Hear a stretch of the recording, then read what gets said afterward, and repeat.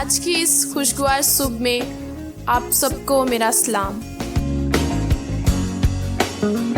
آج کے اس خوبصورت دن اور سہانی صبح میں ہم ایک بار پھر آپ کی خدمت میں حاضر ہیں۔ حسب معمول ہم اپنے دن کا آغاز خدائے بزرگ کی حمد و ثنا کرتے ہوئے کریں گے۔ او خطرے دے ٹوئے تے خوبیاں جو ہے مینوں کڈ کے لے آیا باہر۔ او خطرے دے ٹوئے تے خوبیاں جو ہے مینوں کڈ کے لے آیا باہر۔ چٹان تیرا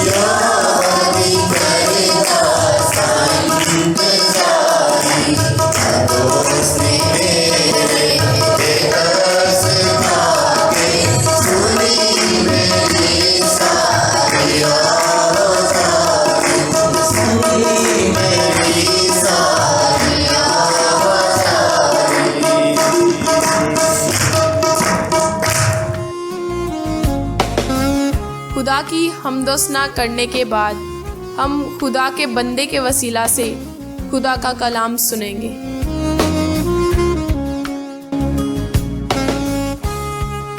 مسیح یسوع میں آپ سب کو سلام۔ میرے ساتھ نکالیے گا زبور 13 اس کی پہلی آیت سے لے کے 6 آیت تک۔ کوئی بھی بھائی یا بہن پڑھنے میں رہنمائی کر دیں۔ اے خداوند کب تک؟ کیا تو ہمیشہ مجھے بھولا رہے گا؟ تو کب تک اپنا چہرہ مجھ سے چھپائے رکھے گا؟ کب تک میں جی میں منصوبہ باندھتا رہوں اور سارے دن اپنے دل میں غم کیا کروں؟ کب تک میرا دشمن مجھ پر سر بلند رہے گا؟ اے خداوند میرے خدا، میری طرف توجہ کر اور مجھے جواب دے، میری آنکھیں روشن کر، ایسا نہ ہو کہ مجھے موت کی نیند آ جائے۔ ایسا نہ ہو کہ میرا دشمن کہے کہ میں اس پر غالب آ گیا، نہ ہو کہ جب میں جنبش کھاؤں تو میرے مخالف خوش ہوں، لیکن میں نے تو تیری رحمت پر توکل کیا، میرا دل تیری نجات سے خوش ہوگا، میں خداوند کا گیت گاؤں گا کیونکہ اس نے مجھ پر احسان کیا۔ آمین۔ خداوند کے زندہ کلام کے پڑھے سنے اور سمجھے جانے پر خداوند کی خاص برکت ہو۔ یہ زبور جس کا مضمون ہے مدد کے لیے التجا یا مدد کے لیے دعا، اس زبور کے اندر ایک خاص پیٹرن بتایا گیا ہے کہ جس کے لحاظ سے ہم لوگ دعا کرتے ہیں یا خدا کے حضور میں منت کرتے ہیں، اور یہ ایک عام ہماری عادت ہے کہ جب ہم خدا کی حضوری میں آتے ہیں تو ہمارے دل میں بڑے سوال آتے ہیں۔ بیسیکلی ان سوالوں کا جواب جاننے کے لیے ہی ہم خدا کی حضوری میں آتے ہیں۔ یہ ایک زبور ہماری پوری شخصیت کی عکاسی کر دیتا ہے۔ سب سے پہلا سوال ہے اے خداوند کب تک، صرف اور صرف اتنا سوال کہ اے خداوند کب تک۔ اور اسی طرح سے ہماری زندگی میں ہوتا ہے کہ اگر کوئی مصیبت، کوئی تکلیف، کوئی بیماری، کوئی کمزوری یا کوئی بھی اپنی ذات پر یا اپنے بچے بہن بھائی کی ذات پر کسی بھی طرح سے اگر ہماری زندگی میں ہوتا ہے تو ہمارے دل میں یہ خیال ضرور آتا ہے کہ کب تک یہ ہماری زندگی میں رہے گا اور کب تک ایسا ہوتا رہے گا۔ یہ ہماری زندگی میں بھی ایسے سوال پیدا ہوتے ہیں کہ جب ہم تکلیف میں ہوتے ہیں، جب ہم مصیبت میں ہوتے ہیں تو نہ چاہتے ہوئے بھی ہمیں کچھ رشتے، کچھ جذبے وہ یاد آتے ہیں، اور ان کی وجہ سے ہم محسوس کرتے ہیں کہ ہم اکیلے ہیں، اور ہمیں ظاہری طور پر یہ فیل ہوتا ہے کہ اگر وہ موجود ہوتا تو ایسا نہ ہوتا۔ میں نے ایک کتاب پڑھی، پوری کتاب میں وہ اپنی زندگی کے مختلف واقعات کے ذریعے سے اس چیز کو ثابت کرتا ہے کہ جب میں بالکل اکیلا تھا تب بھی خدا میرے ساتھ تھا۔ جب میں نے یہ سمجھا کہ کوئی شخص آگے پیچھے دائیں بائیں کوئی شخص نہیں میرے ساتھ، اس وقت بھی خدا میرے ساتھ تھا۔ خدا نے ایک پل کے لیے، ایک لمحے کے لیے مجھے نہیں چھوڑا، چاہے میں گناہ کی حالت میں تھا، چاہے میں نیکی کی حالت میں تھا، چاہے میں بیمار تھا، چاہے میں کمزور تھا، چاہے میں گر گیا تھا، کہ اگر میں نے گناہ بھی کیا تھا وہ میرے ارد گرد رہا تاکہ وہ مجھے کھینچ لے اور مجھے بچا لے۔ اور یہ اس وقت کی بات ہے کہ جب وہ ایک مقام پر پہنچ گیا اور اس نے محسوس کیا کہ یہ فلاں شخص جو تھا وہ خدا کی طرف سے تھا، یہ فلاں چیز جو تھی وہ خدا کی طرف سے تھی، اور اس طرح اس نے آہستہ آہستہ کرتے کرتے اپنی زندگی کے سارے تجربات کو اکٹھا کر کے ایک جگہ پہ لکھا، اور اس بک کا اس نے نام رکھا جب خدا خاموش رہے۔ اگر خدا خاموش ہوتا ہے تو اس کا بالکل یہ مقصد نہیں ہوتا کہ وہ آپ کو چھوڑ گیا ہے۔ پھر دوسرا سوال ہے کیا تو ہمیشہ مجھے بھولا رہے گا؟ اور یہ بھی اس کی کتاب کی ایک خاص بات تھی کہ وہ یہ بھی محسوس کرتا ہے کہ جیسے جیسے کہ خدا مجھے بھول گیا ہے، ایسے جیسے میں اس کو یاد ہی نہیں ہوں، اسے اس بات کا پتہ ہی نہیں کہ میں اس کا بندہ ہوں، اس نے کبھی محسوس ہی نہیں کیا کہ میری بھی کچھ ضرورتیں ہیں۔ اور ایسا سیم ٹو سیم ایسا ہم بھی محسوس کرتے ہیں کہ جیسے خدا ہمیں بھول گیا ہے، اب وہ ہماری دعائیں نہیں سنتا، اب وہ ہماری منتیں نہیں سنتا، لیکن یقین مانے خدا کا مزاج بالکل سیم ٹو سیم رہتا ہے، جیسا پہلے دن ہوتا ہے اسی طرح سے آخری دن بھی رہتا ہے۔ جیسے نئے عہد نامے میں یہ لکھا ہے کہ یسوع مسیح کل آج بلکہ ابد تک یکساں ہے۔ اگر وہ ابد تک یکساں ہیں تو وہ ایک دن، مہینے، سال میں، 2 سال میں، 5 سال میں، 20 سال میں وہ کیسے بدل سکتا ہے؟ وہ بالکل ویسے کا ویسا رہتا ہے، صرف ہمارے محسوس کرنے میں فرق آ جاتا ہے۔ پھر تیسری بات ہے تو کب تک اپنا چہرہ، یعنی وہ نور وہ محسوس کرتے ہیں وہ ہمیں محسوس نہیں ہوتا، اور وہ نور کہ جو ہم سوتے ہوئے، جو ہم جاگتے ہوئے، جو ہم دعا کے ذریعے سے، جو ہم کلام کے ذریعے سے محسوس کرتے ہیں وہ ہمیں محسوس ہونا بند ہو جاتا ہے۔ اس کی ایک وجہ تو یہ ہے کہ خدا وقت کے حساب سے ہمیں مضبوط کرنا چاہتا ہے لیکن ہم بچے رہنا چاہتے ہیں۔ جیسے عبرانیوں کے خط میں بھی یہ لکھا ہے کہ وقت کے حساب سے تمہیں سخت غذا کھانی چاہیے تھی۔ جیسے آپ کے بچے چھوٹے ہوتے ہیں تو پہلے آپ ان کو دودھ پلاتے ہیں، پھر جب بڑے تھوڑے سے ہو جاتے ہیں پھر آپ ان کو کھیرے کھلاتے ہیں، پھر اس کے بعد جب اور زیادہ بڑے ہو جاتے ہیں پھر وہ روٹی کھانا شروع کر دیتے ہیں، چاول کھانا شروع کر دیتے ہیں، اور کرتے کرتے پھر ایک ایسا وقت آتا ہے جب وہ گوشت بھی کھاتے ہیں، سخت سے سخت چیز کھا جاتے ہیں اور آپ کو اس کی فکر نہیں ہوتی۔ وہی آپ بچے کو نہیں کھلا سکتے، کیونکہ بچہ اگر کھائے گا تو اس کا پیٹ خراب ہوگا، وہ بیمار ہو جائے گا اور کچھ بھی ہو سکتا ہے۔ اس لیے آپ وقت کے حساب سے چیزیں کھلاتے ہیں۔ تو وہاں پہ لکھا ہوا ہے کہ وقت کے حساب سے تمہیں استاد ہونا چاہیے تھا، لیکن تم ابھی بھی کیا کھا رہے ہو؟ دالیں کھا رہے ہو، کھیر کھا رہے ہو، دلیا کھا رہے ہو، تم ابھی بھی وہی چیزیں کھا رہے ہو۔ اس کا مطلب کہ وقت کے حساب سے ہمیں مضبوط ہو جانا چاہیے تھا۔ جب یہ اپنے بارے میں لکھتا ہے تو لکھتا ہے کہ تو کب تک اپنا چہرہ مجھ سے چھپائے رکھے گا۔ اب جو والد ہے اور بیٹا ہے، ایک وقت ہوتا ہے کہ جو بیٹا ہے وہ والد کے بغیر بالکل نہیں چلتا، جہاں بھی اس نے جانا ہے اس نے اپنے والد کے ساتھ ہی جانا ہے۔ پھر ایک وقت آتا ہے کہ وہ اپنے بیٹے کو ٹرین کرتا ہے کہ وہ اکیلے بھی جائے، وہ اکیلے بھی کوئی کام کر کے آئے، وہ اکیلے بھی کسی سے ڈیل کرے، کسی سے بات چیت کرے، کوئی چیز خریدنی ہے یا کوئی چیز لینے جانا ہے، اس کی کوشش ہوتی ہے کہ یہ اکیلے بھی کرے۔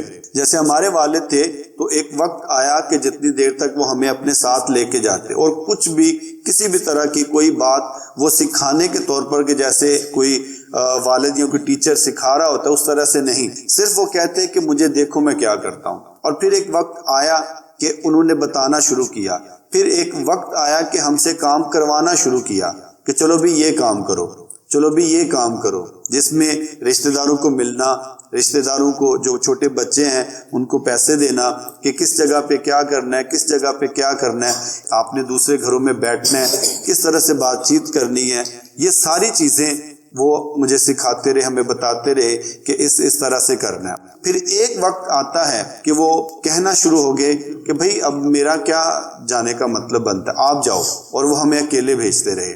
ہم اکیلے گئے تو ہمیں کوئی پریشانی نہ ہوئی۔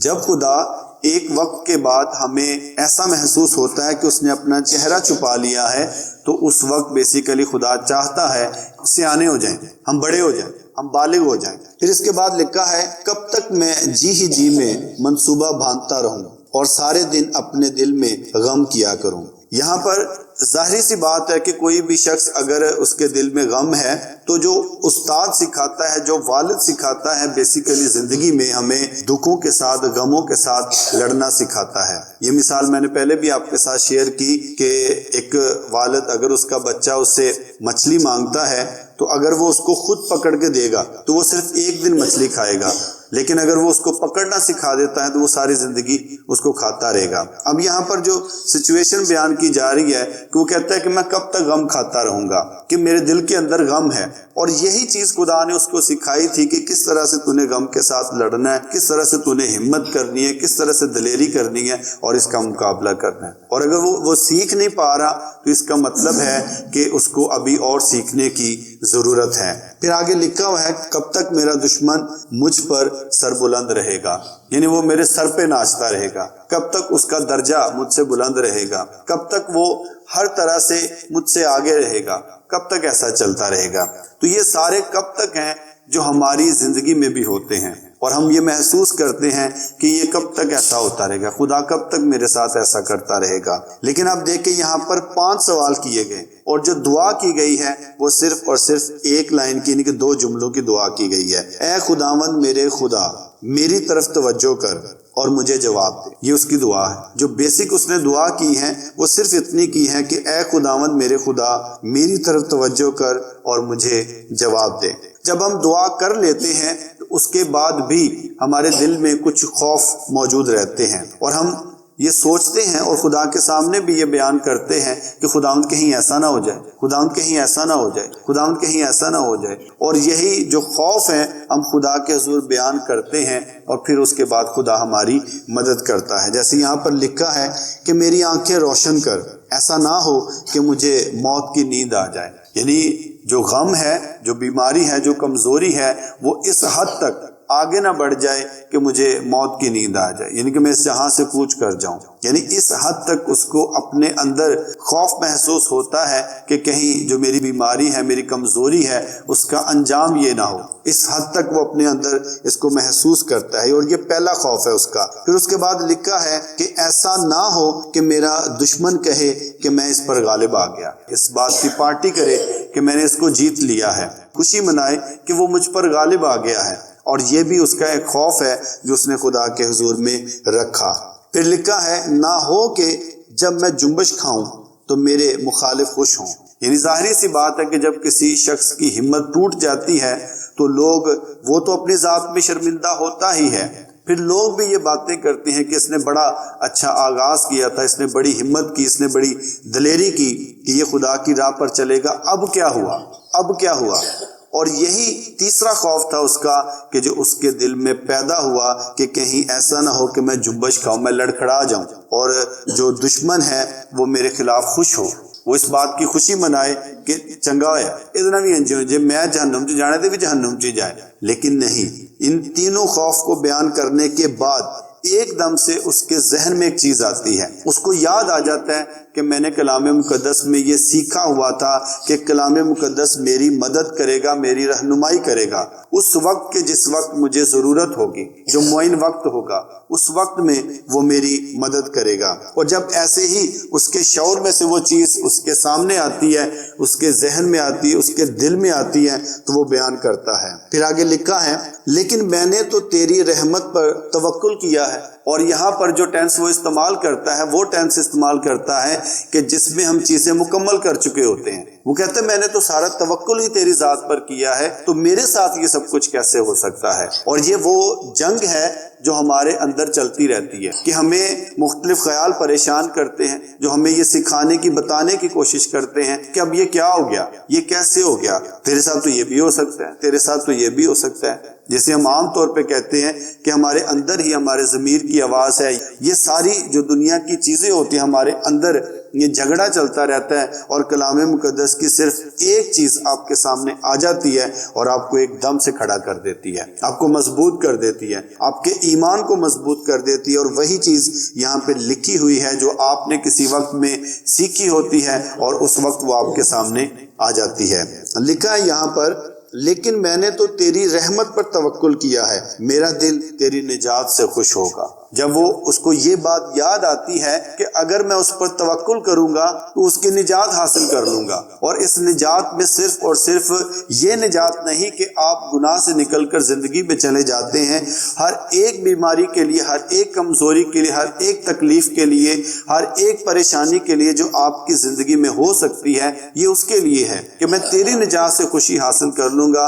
جب وہ میری زندگی کی سب سے بڑی پرابلم کو ختم کر سکتا ہے کہ وہ مجھے موت میں سے نکال کے زندگی میں داخل کر سکتا ہے، تو مشکل پریشانیاں پل دو پل کی کیا حیثیت رکھتی ہیں، کیا مقام رکھتی ہیں خدا کے سامنے۔ جب اس کو یہ بات اس کے ذہن میں آتی ہے تو پھر اس کے بعد وہ اپنے ایمان کا اظہار کرتا ہے، یعنی کہ جیسے نئے عہد نامے میں لکھا ہوا ہے کہ ان لوگوں نے جو ایماندار تھے پرانے عہد نامے کے، ان کے دل میں یہ بات تھی کہ یہ چیز ہمیں ملے گی، یہ نجات ہمیں ملے گی، یہ درشن خدا کا ہمیں ملے گا، اور اس چیز کو یاد رکھتے ہوئے انہوں نے خدا پر بھروسہ رکھا اور وہ چلتے رہے، وہ چلتے ہی رہے، وہ رکے نہیں ہیں، جو کچھ بھی خدا ان سے کہتا رہا وہ کرتے رہے، کیوں؟ ان کو ایک امید تھی۔ اور وہی یہاں پر ایمان کا اظہار کرتا ہے داؤد نبی بھی، میں خداوند کا گیت گاؤں گا کیونکہ اس نے مجھ پر احسان کیا ہے۔ اب یہاں پر ایسے جیسے اس کے دل کی ساری مایوسی جاتی رہی، سارا غم اس کا جاتا رہا، اور وہ ایسے ریئیکٹ کر رہا ہے کہ جیسے اس کی ہر ایک مصیبت ختم ہو گئی، ہر پریشانی ختم ہو گئی، اور وہ گیت گا رہا ہے۔ اور گیت گانے کے پیچھے جو سائیکالوجی ہے وہ یہ ہے کہ جب میں خوش ہوتا ہوں تو حمد کے گیت گاتا ہوں۔ اب وہ غم نہیں کر رہا بلکہ وہ خوش ہو رہا ہے، اور وہ دنیا کو بتا رہا ہے کہ میں خوش ہوں۔ اس طریقے سے ہمیں بھی چاہیے کہ ہم خدا کے حضور جب آتے ہیں تو ہم اپنے آپ کو پیش کریں۔ نئے عہد نامے میں ایک بڑی پیاری چیز ہے، خاص طور پہ جو وہ ایماندار ہیں ان کے لیے ہے کہ اگر آپ اپنا خیال نہیں رکھ سکتے، اگر آپ اپنے آپ کو پیار نہیں کر سکتے، اگر آپ اپنے خاندان کا خیال نہیں کر سکتے، تو آپ دوسروں کا خیال کیسے کریں گے؟ یہ زبور ہمیں یہ بتاتا ہے کہ ہم اپنی ذات کا خیال کریں، ہم اپنی ذات کو سمجھیں، ہم دنیا کے لحاظ سے نہیں بلکہ اپنے ایمان کے لحاظ سے جئیں، ان باتوں کے لحاظ سے جئیں جو خدا نے کلام کے ذریعے سے ہمارے اندر رکھی ہیں۔ آپ دیکھیں کہ اس کے 5 سوال تھے، 3 خوف تھے، اور ان سب پر صرف اور صرف کلام مقدس کی ایک آیت نے فتح حاصل کر لی۔ میں تو اس کی رحمت پر توکل کر رہا ہوں، تو پھر ایسا کیوں ہو میرے ساتھ؟ صرف ایک جملے نے اس سب پر فتح حاصل کر لی۔ اسی طرح سے ہماری زندگی میں مشکل پریشانیاں مصیبتیں ہو سکتی ہیں، لیکن یہ کہ ہم نے یہ یاد رکھنا ہے کہ ہم خدا پر بھروسہ کرتے ہیں۔ اگر ہم خدا پر بھروسہ کرتے ہیں تو اس کا مطلب کہ ہمیں دنیا کی کوئی چیز گرا نہیں سکتی، ہمیں صرف اور صرف توکل کرنے کی ضرورت ہے اور یہ یاد رکھنے کی ضرورت ہے خدا ہمارے ساتھ ہے، تو پھر کون ہمارا دشمن ہو سکتا ہے، کون ہمارے خلاف کھڑا ہو سکتا ہے۔ خداوند آج کے کلام کے وسیلے سے ہمیں بہت برکت اور ایمان بخشے۔ یقیناً آپ سب نے کلام کے وسیلہ سے برکت پائی ہوگی۔ آئیے ہم کلام مقدس کے لیے اور ساری عبادت کے لیے شکر گزاری کریں گے، اور یہاں موجود لوگوں کے لیے اور آن لائن سننے اور دیکھنے والوں کے لیے دعا کریں گے اور برکت چاہیں گے۔ بزرگ آسمانی باپ، ہم تیری شکر گزاری کرتے ہیں آج کے دن، اس وقت اور اس لمحے کے لیے جو تو نے ہمیں بخشا، کہ ہم تیری حمد کریں، تمجید کریں اور تیرے نام کو دھن باد کہیں۔ شکر گزاری کرتے ہیں آج کے خوبصورت کلام کے لیے جو ہماری ضرورت کے مطابق ہمیں بخشا گیا۔ دعا ہے کہ یہ پھلدار ثابت ہو اور ہم 30 گنا، 60 گنا اور 100 گنا پھل لانے والے ہوں۔ شکر گزاری کرتے ہیں عبادت میں شامل تمام لوگوں کے لیے جنہوں نے تیری حضوری میں آنا اہم سمجھا۔ ان سب کے لیے تیری برکت، سلامتی اور ایمان میں بڑھوتری کی دعا کرتے ہیں۔ اسی طرح شکر گزاری کرتے ہیں ان سب بہن بھائیوں، بچوں اور بزرگوں کے لیے جو آن لائن اس عبادت میں شامل ہوں گے۔ ان سب لوگوں کے لیے تیرے حضور سے برکت، سلامتی اور ایمان افروزی کی دعا کرتے ہیں۔ دعا کرتے ہیں ان سب لوگوں کے لیے جو بڑے ایمان کے ساتھ اس عبادت میں شامل ہوئے تاکہ اپنی بیماری، کمزوری سے نجات پا سکیں، اور اسی طرح آن لائن بھی جو ایمان کے ساتھ شامل ہوتے ہیں وہ شفا پائیں اور تیرا یسوع نام ان سب کی زندگیوں میں عزت اور جلال پائے۔ فضل بخشنا کہ ہم کل کے دن بھی اس عبادت میں شامل ہو کر تیرے حضور سے برکت، سلامتی اور شفا پا سکیں۔ آمین۔ یقیناً آج کی یہ عبادت آپ کے لیے بابرکت رہی ہوگی۔ اجازت چاہیں گے۔ مسیح میں آپ سبوں کو سلام۔